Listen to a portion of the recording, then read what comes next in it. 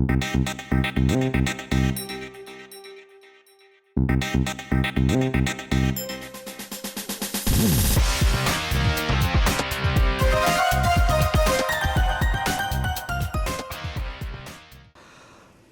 और रीजन है कि हम पीपल फ्रंट पे हमारा जो पीपल का जो पी जो वीक हो जाता है, उसका एक और रीजन ये है कि हम सब लोगों को, जितना भी हमारा स्टाफ है ना, सबको एक ही माप से तोलते हैं, सारे एक ही। लेकिन सारे एम्प्लॉय एक टाइप के नहीं होते, कुछ अच्छे भी होते हैं, कुछ काबिल होते हैं, कुछ नहीं होते हैं, राइट, वीक होते हैं। सो अगर हम वीक जो एम्प्लॉय होते हैं उनको कुछ बोलते नहीं हैं या उनको भी कवर करते रहते हैं, उनको भी खींचते रहते हैं, और जो अच्छे वाले होते हैं उनको कुछ ज़्यादा अप्रिसिएशन नहीं मिलता, तो धीरे धीरे वो आदमी नाखुश होकर चला जाएगा। तो ये हमारी गलती है। अगर किसी भी कंपनी को बिल्ड करना मतलब अच्छे लोगों को पकड़ पकड़ के रखना, उनको जाने नहीं देने का किसी भी हालत में, यही एक इम्पॉर्टेंट चीज़ है। कंपनी एस्टेब्लिश करते हैं, जब हम शुरू करते हैं पहली बार जो हमको लोग मिलेंगे वही अच्छे होंगे ज़रूरी नहीं है, लेकिन 10 लोगों को हमने रिक्रूट किया तो 2 या 3 उसमें स्टार निकलेंगे। वो 2-3 को आप उस तरह से संभाल के रखो कि वो किधर जाएंगे नहीं, जाने नहीं चाहिए, और बाकी के साथ जो है एवरेज हैं, यूजलेस हैं, निकम्मे हैं, तो उनको रिप्लेस करो किसी भी तरीके से। लेकिन क्योंकि मेरे लिए तो सब समान, बराबर, तो सब समान में फिर वो 3 लोग जो स्टार हैं उनको भी वही ट्रीटमेंट मिलेगा, उनको भी वही फैसिलिटी मिलेगा, उनको भी वही अप्रिसिएशन मिलेगा जो बाकी के 7 लोगों को मिल रहा है। तो ये 3 टिकेंगे नहीं आपको, और वो भी चले जाएंगे, और बाकी के 7 टिके रहेंगे, ये भी बोलता हूँ आपको क्योंकि ये लोग हैं जिनको कहाँ पे नौकरी नहीं मिलने वाली है, राइट, और कहीं पे जाएंगे तो, और बाकी ये 3 जो स्टार लोग हैं डेफिनेटली कहीं ना कहीं पे उनको नौकरी मिल सकती है, तो लॉस अपनी कंपनी को होगा। सो ये ज़रूरी है कि हमारे पास अगर जितने भी लोग हैं उसमें से अच्छे लोग कौन हैं उनको आइडेंटिफाई करो, और उनको रियली आप प्रोटेक्ट करो, और उनको उस तरह से ग्रूम करो, उनको उस तरह से प्रोटेक्ट करो कि वो आपके साथ टिके रहे, और जो नहीं है उनको जाने का रास्ता करके दो, राइट, जब तक खींच सकते हो खींचो, लेकिन दोनों को एक तोल से नहीं तोलने का कभी भी। दूसरा, हमारी कंपनी का कल्चर कभी कभी हम इस तरह से एस्टेब्लिश करने में फेल हो जाते हैं कि हमारा हर एक एक्टिविटी का केंद्र कस्टमर होना चाहिए।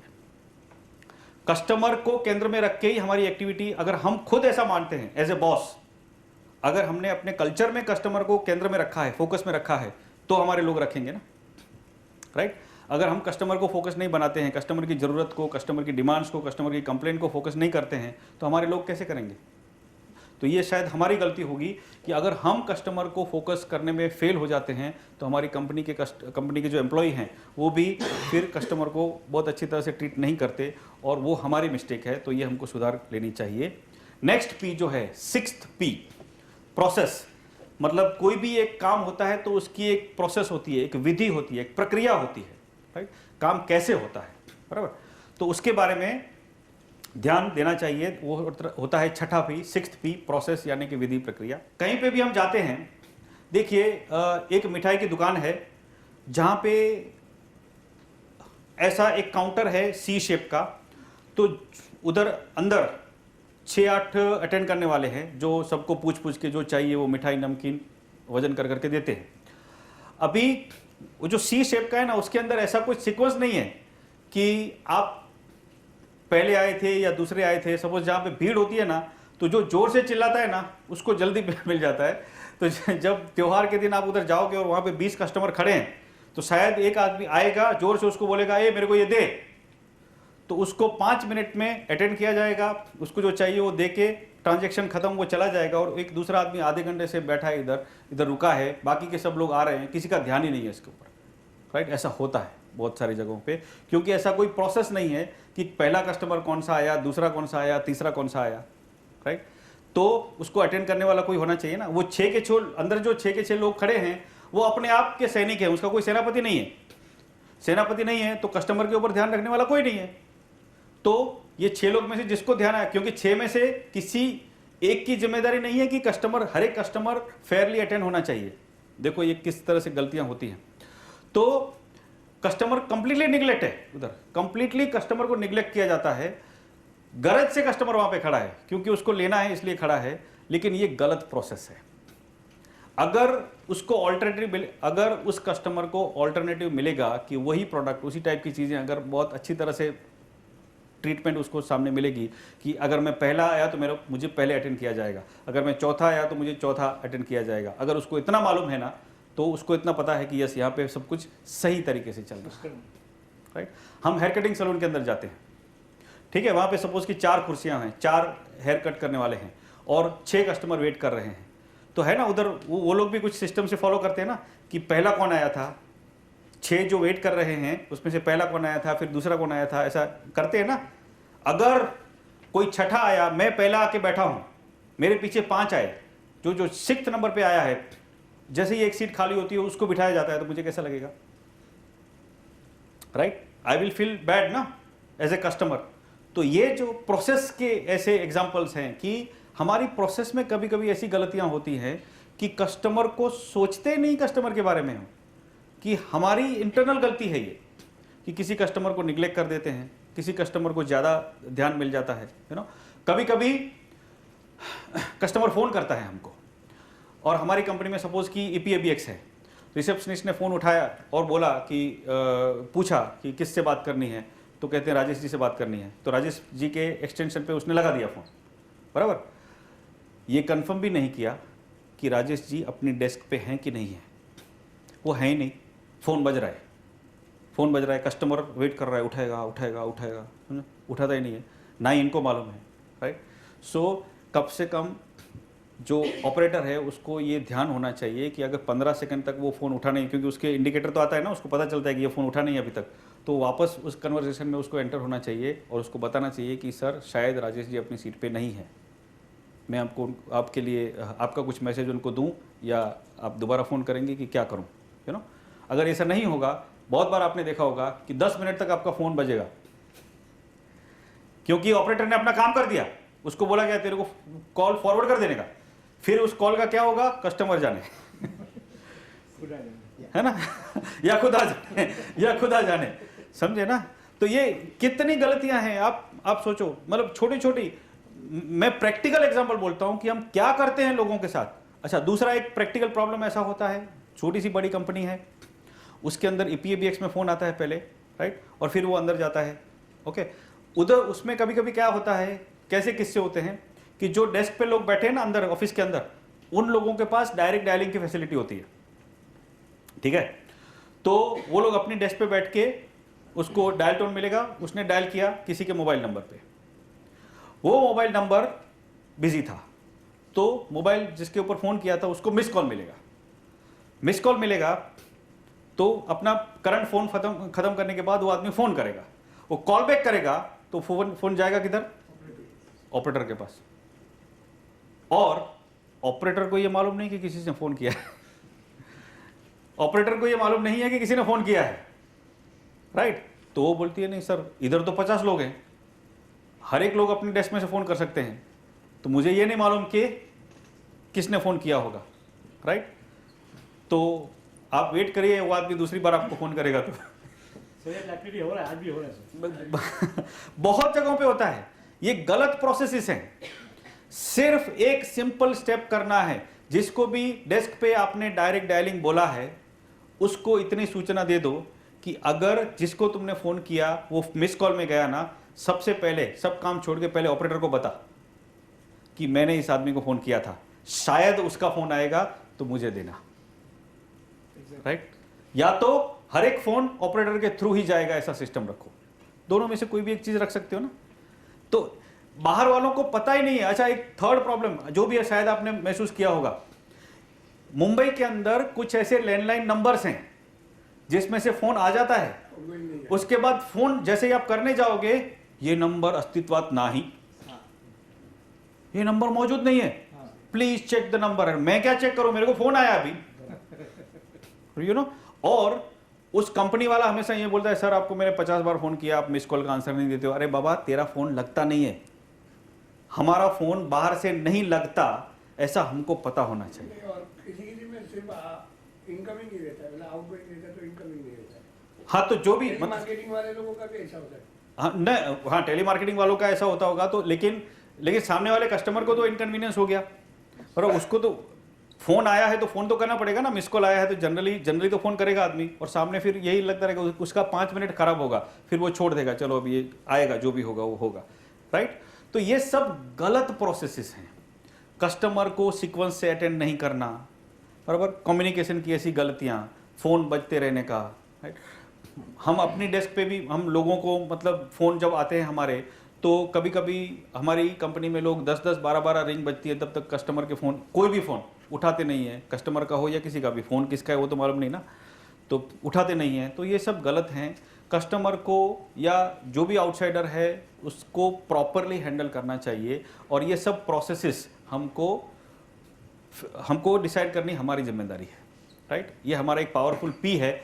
अगर हम नहीं करते तो फिर क्या होगा, कस्टमर नाराज होगा और हमारा एक पी वीक हो जाएगा। हमारे जिक्सो पजल का प्रोसेस नाम का जो एक एलिमेंट है वो हमेशा ढीला रहेगा। सो उसके ऊपर बहुत ध्यान देना जरूरी है। कहीं कहीं कुछ कंपनीज में हम जाते हैं, इतनी अच्छी प्रोसेस होती है, मतलब इतनी अच्छी तरह से सिस्टम से सब कुछ होता है, जैसे ही आपको जाओगे ऐसा ही होगा, इधर ही आपको बिठाएंगे, तुरंत ही आपको अटेंड किया जाएगा, 5 मिनट में नहीं आए तो वापस उसको पूछा जाएगा, यू नो, चाय पानी ऑफर किया जाएगा, हाँ वो भी ऑफर होगा, सब कुछ।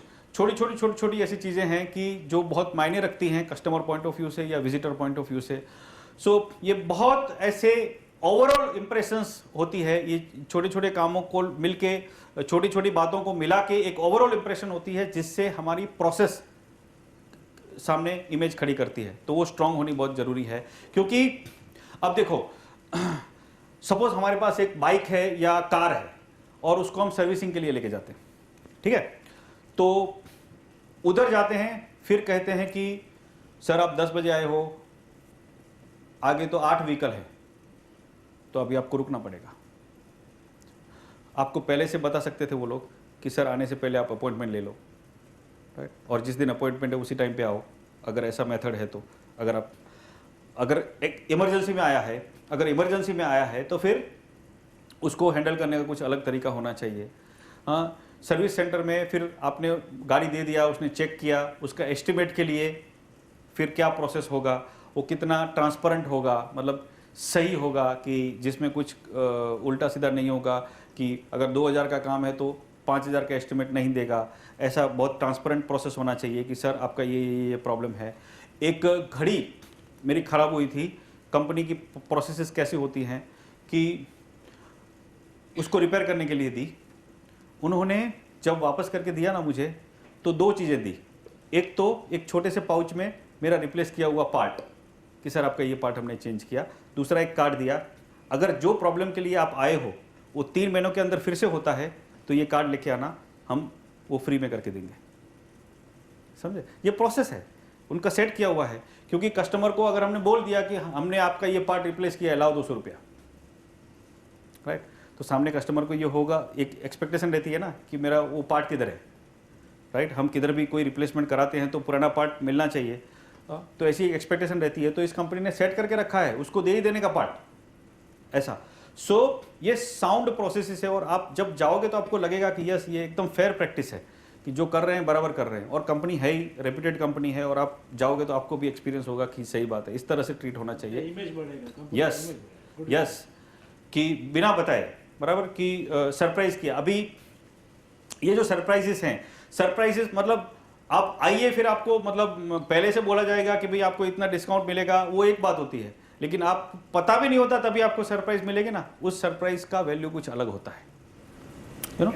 हाँ, रितेश ने टाइटन से घड़ी दिया था, आपने प्रेजेंट किया था, हाँ, वो घड़ी में फॉग आ जाता था, हाँ, तो कंपनी को दिया टाइटन में, हाँ, शोरूम ने बनाया, फिर दिया, तो फिर वापस ऐसा हो गया। हाँ, तो फिर उन्होंने तीसरी बार के अंदर सीधा 6000 का घड़ी था, तो 12000 का कूपन ही दे दिया, मतलब कहीं से भी कोई भी चीज़ ले लो।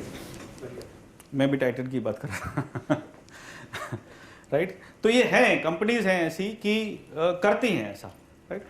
उसी तरह से कुछ अलग टाइप की एक्सरसाइज होती हैं। तो ये प्रोसेस की गलतियां हैं। प्रोसेस की क्या गलतियां उसके बारे में अभी हम देखेंगे कि कभी कभी हमारी इंटरनल प्रोसेस इतनी जटिल, इतनी कॉम्प्लेक्स होती है कि कस्टमर थक जाता है। अभी हम मोबाइल फ़ोन के कॉल सेंटर में फ़ोन करिए आप, एक एक फ़ोन 10-10 मिनट चलेगा, राइट। इसके लिए ये दवाई प्रेस ये दबाइए, प्रेस दिस फॉर दिस। और क्या ट्रिक करते हैं मालूम है कि पहले 1 2 3 4 ऑप्शन में सामने मशीन ही मिलने वाला है, और प्रेस 9 फॉर ऑपरेटर असिस्टेंस, वो 10 सेकंड की गैप के बाद बोलेगी वो। तो आप 1 2 3 4 में से कुछ दबा ही दोगे, क्योंकि अभी ऑपरेटर का तो ऑप्शन ही नहीं है इसमें। एक्चुअली होता है कभी कभी, लेकिन लास्ट में बोलती है, क्योंकि उनको लोगों के साथ बात ही कम करानी है, क्योंकि लोग बिजी हो जाते हैं अननेसेसरी। तो कॉल सेंटर की लाइनें खाली खाली भर जाती हैं, इसके बदले कंप्यूटर के साथ बात करने दो, भेजा फुड़ी करने दो, राइट। इसके लिए रखते हैं ये लोग। सो बहुत कॉम्प्लेक्स कर देते हैं, press 1 for this, press 2 for this, press 4 for this. ऐसा अभी आप इमरजेंसी में कहीं पे बाहर हो और अर्जेंट कुछ कराना है, आप कर ही नहीं सकते, सामने मशीन है, वो मशीन को क्या बोलोगे, क्या चिल्लाओगे, हो ही नहीं सकता। तो ये प्रोसेस की गलतियां इतना कॉम्प्लेक्स कर देते हैं कि उनके पास से कुछ काम कराने का मतलब आधा घंटा होना चाहिए। मैं बोलता हूँ अगर मुझे मेरा मोबाइल का कुछ काम कराना है, बराबर, उनको कुछ कराना है ना, तो मुझे कुछ, मेरा कोई फ़ोन नहीं आने वाला है, मुझे कोई फ़ोन नहीं करने वाला है, और मेरे कुछ काम में नहीं हूँ, ट्रैवलिंग में नहीं हूँ, घर पे बैठा हूँ, ऐसे टाइम पे ही मैं जब आधा घंटा फ्री हूँ तभी मैं कॉल सेंटर को फ़ोन कर सकता हूँ। ये हकीकत है। तो ये बनाया किसने कॉम्प्लेक्स, और बोलते हैं 1 to 1 करो सब कुछ हो जाएगा। करके देखो करके देखो करके देखो क्या होगा, नहीं होता है, राइट। तो ये एक प्रॉब्लम है कि इतना कॉम्प्लेक्स बना देते हैं, अनुभव खराब होता है कस्टमर का, टाइम वेस्ट होता है। होटलों में हम जाते हैं, कभी कभी सर्विस में इतना टाइम लगाते हैं, राइट, और सर्विस हो गया या तो बहुत जल्दी आ जाता है, कभी कभी उनको खाली करना होता है टेबल को, तो ज़बरदस्ती भेजते, जल्दी भेज देते, जैसा मतलब अभी साफ नहीं होता है तब तक बिल आ जाता है, जाओ जल्दी, समझा ऐसा। तो ये सब प्रोसेस की गलतियां हैं, जितना टाइम होना चाहिए हर एक चीज़ का उतना। हाँ, एक होटल में एक कस्टमर चाय मांगा, चाय 15-20 मिनट बाद आ गई, जैसे चाय का कप रखा उसने सीधा बिल पकड़ा दिया। हाँ, तो चाय पीने के बाद इतना चिल्लाया कस्टमर के, बिल पहले आया, चाय नहीं आई। होता होगा। तो ये प्रोसेस मिस्टेक्स हैं। कस्टमर को मैं हमेशा ये बोलता हूँ, प्रोसेस आपको ठीक करनी है ना, आपका जो भी ट्रांजैक्शन है, कुछ बेचने का या जो भी आप ट्रांजैक्शन करते हो ना, एक बार कस्टमर बन के अपनी कंपनी में से वो चीज़ खरीदो और उसको इस्तेमाल करो, आपको सब पता चल जाएगा कि गड़बड़ क्या है। अपनी कंपनी में एक बार फ़ोन करने का पता चलेगा कि हमारी कंपनी में फ़ोन करने का मतलब क्या होता है, है ना। ये नंबर अस्तित्वात नहीं अरे यार, मेरी कंपनी का नंबर नहीं लग रहा है, ये पता चलेगा आपको कि आपका नंबर लग ही नहीं रहा है ना, या कोई फ़ोन उठाता नहीं है, या उठाता है तो ऑपरेटर के बाद किधर जाए, राजेश भाई किधर है मालूम नहीं, ऐसा होता है। टाइम वेस्ट करते हैं। ग्राहकों के साथ हम बहुत ही अविनय से बात करते हैं, रूडली बात करते हैं, है ना।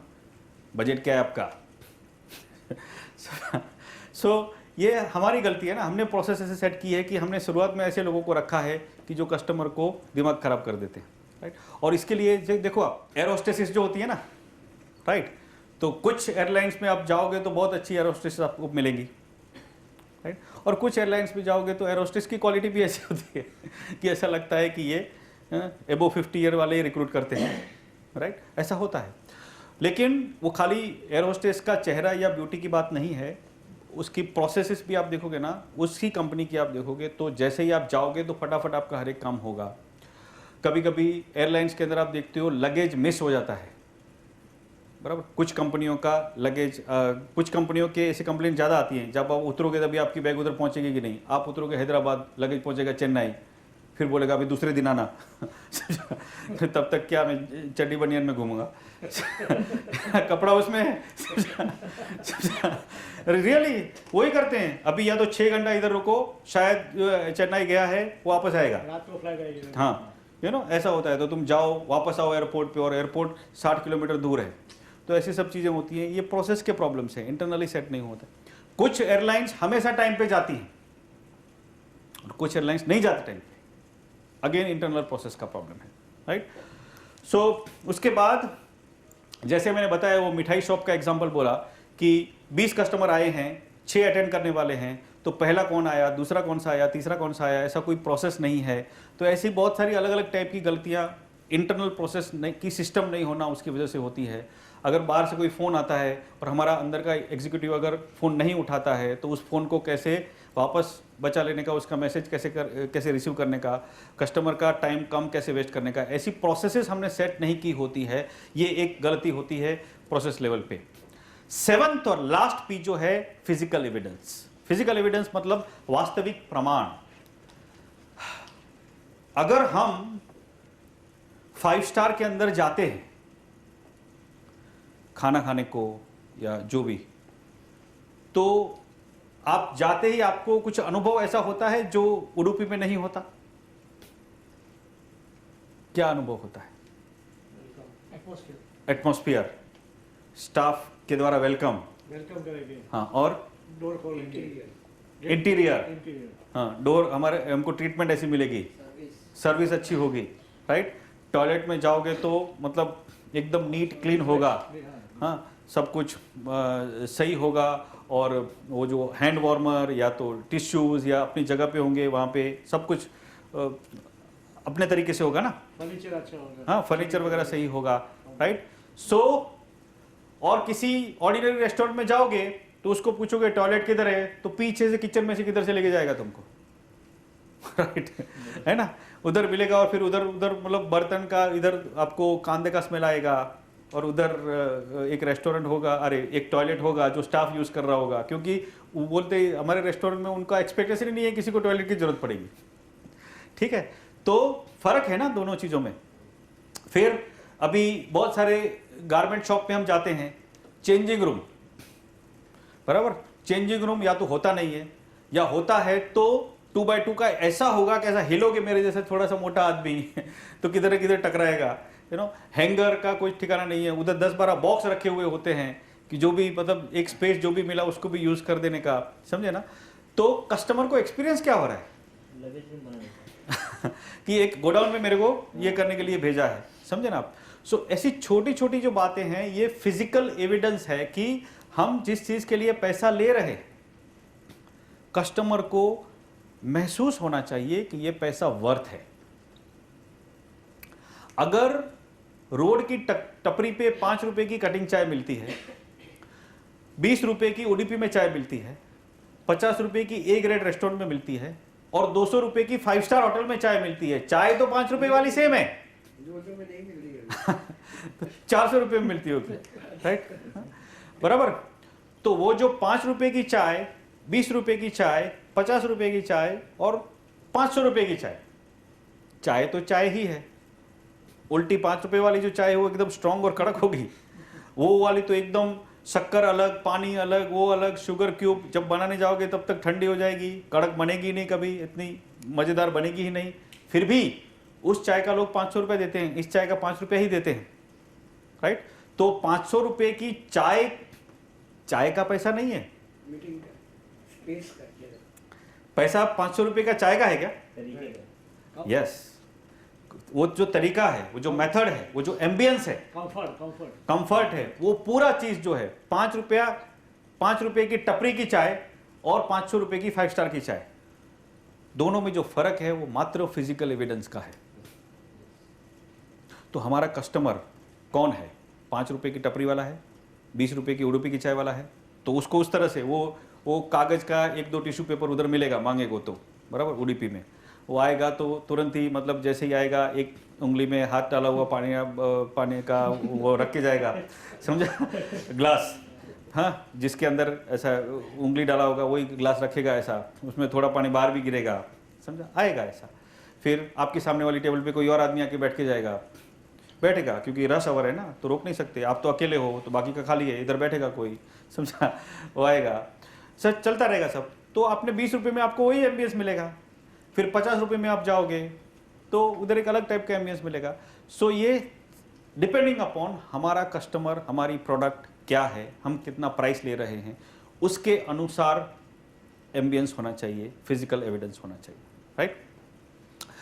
तो हर एक मैटर में, मतलब हमारा जो बिल्डिंग है कैसा है, इंटीरियर कैसा है, सफाई कैसी है, बराबर।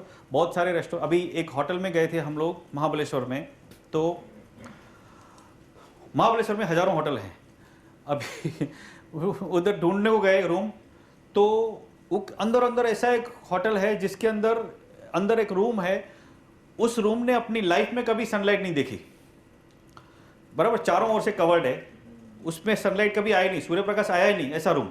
तो जैसे ही खोला तो उसके अंदर स्मेल आती थी, मतलब अभी खाना अंदर आता है तो देखो प्याज की स्मेल रह जाती है अंदर, तो आपको स्मेल फील होती है जैसे ही रूम में एंटर हुए, तो यार इसमें तो स्मेल आती है। तो तुरंत ही वो लड़के ने रिसेप्शनिस्ट को फ़ोन किया, अरे जरा छोटो उसको भेज रूम फ्रेशनर के साथ। तो लड़का रूम फ्रेशनर लेके आया, उसने टो टो टो टो टो ऐसा लगा दिया, मतलब मुझे बोलता है सर अभी स्मेल नहीं आती ना। अभी 5 मिनट नहीं आएगी, कोई और स्मेल आएगी, बाद में उसकी स्मेल आएगी, उसके केमिकल की स्मेल आएगी, राइट। तो ये फिजिकल एविडेंस गलत है, राइट। सफाई के नाम पे कुछ नहीं है, एयर फ्रेशनर मारने से सफाई नहीं होती ना। तो छोटी छोटी ऐसी बहुत सारी बातें हैं हमारे ऑफिसों के अंदर, हमारी दुकानों के अंदर, हमारे शोरूम्स के अंदर, कि जहाँ पे कस्टमर को इनकन्वीनियंट होता है, सफाई अच्छी नहीं होती, जगह नहीं होती, जो कुर्सियाँ हम रखते हैं, कभी कभी कहीं पे आप जाओगे बैठने के लिए जो कुर्सी देंगे तो उसके लिए आप बच्चे होने चाहिए, तो ये आप कंफर्टेबली बैठ पाओगे, समझे कि मतलब वो 3 साल का बच्चा होगा तो उसके लिए कुर्सी जो रखते हैं वो अपने को बैठने के लिए रखते हैं, राइट। और सामने वो टेबल ऐसा रखता है, हिलने जाओगे तो सब कुछ हिलेगा, ऐसा कोई जगह नहीं होती। तो ऐसे चेंजिंग रूम में आप देखते हो किस तरह से होता है। छोटी बहुत सारी टॉयलेट की कंडीशन आप देखो, छोटी बहुत सारी ऐसी चीज़ें हैं जो फिजिकल एविडेंस गलत देती हैं कि जिस चीज़ का मैं पैसा दे रहा हूँ वो चीज़ खरीदने के लिए यहाँ आता हूँ तो मुझे एक्सपीरियंस अच्छा नहीं हो रहा है। तो ये एक 7th P है, बहुत पावरफुली, उसको हमें ध्यान रखना चाहिए। कहीं पे आप देखोगे क्रेडिट कार्ड का एक बिल आता है मुझे, उसमें पीछे लिखा है कि उसके ऊपर लिखने का क्या, सपोज चेक के ऊपर क्या लिखने का, या कुछ सूचनाएं लिखी है, इंस्ट्रक्शन। मुझे रीडिंग ग्लास हैं, इससे ज्यादा पावरफुल रीडिंग ग्लास से भी मैं अगर पढ़ना चाहूं ना, मैं पढ़ नहीं सकता उसने लिखा क्या है,